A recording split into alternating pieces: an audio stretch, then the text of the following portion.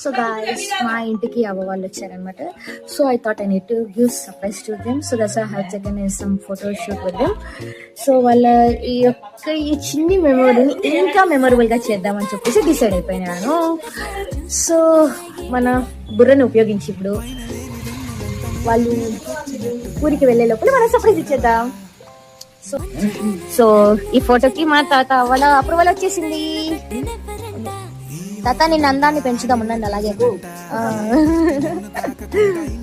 So ఈ photo బాగుంది కదా. Guys, this is what the surprise I have to prepare for them. So ఇప్పుడు నేను వాళ్ళకి ఇస్తాను, వాళ్ళ రియాక్షన్ చూసేద్దాం. అవ్వ తాత చూడండి ఎలా ఉందో. బాగుందా? నచ్చింది అయితే ఇట్లానే నచ్చితే. సో దీంట్లో ఇంకొకటి కూడా ఉందన్న కదా. సో మీ పేర్లతో కలిపి మనం ఇలా పెట్టాము. ఇంకొకటి చూడు, ఇంకొకటి నాకు గుర్తుగా నేను ఒకటి రాస్తున్నాను. ఇక్కడ గమనియండి, ఏమన్నా ఇక్కడ గమనియండి ఒకటి. ఫస్ట్ టైం నేను ఒక ఫోటో మీద నా పేరు రాసిండేది, అది మీకే.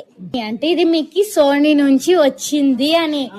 మీరు ఎప్పుడు ఈ ఫోటో చూసినా కానీ మీకు గుర్తొస్తుంది అన్నమాట, అని మనవరాలు ఇచ్చింది అని.